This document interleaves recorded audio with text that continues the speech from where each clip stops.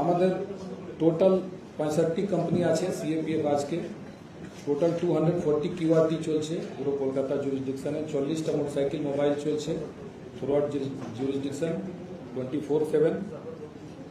এই ছাড়া divisional control room আছে এবং আমাদের কলকাতা পুলিশ কন্ট্রোল রুমে more than 300 people are always stand by procession এবং র্যালি যেটা অর্ডার হয়েছিল এবং যেটা এমনি সিস্টেম আছে ভিক্টরি প্রসেশন ওটা পুলিশ পারমিশন নিয়ে করতে আমরা বলেছি এরকম কোনো পারমিশন না নিয়ে র্যালি হচ্ছে ওটা আমরা কিন্তু আটকাচ্ছি এবং appropriate legal action will be taken at use to take place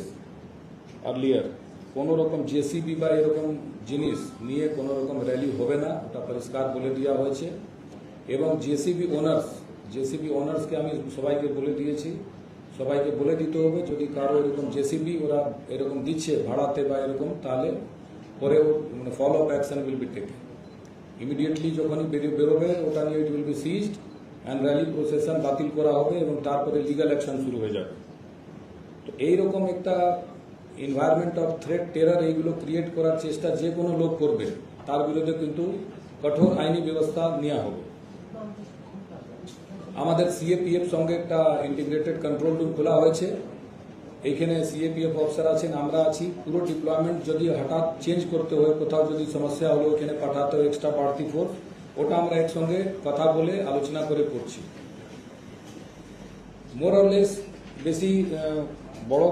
কোনো ঘটনা এখানে হয়নি অল্প কিছু হয়েছে ঘটনা আমরা মোটামুটি 80 জনকে অ্যারেস্ট করেছি যত রাফ অ্যান্ড রাউডি আছে সবাইকে অ্যারেস্ট করার জন্য একটা স্পেশাল ড্রাইভ চলছে এবং অনেকগুলো আর্মস রিকভারি হয়েছে অনেকগুলো লোক ধরা পড়েছে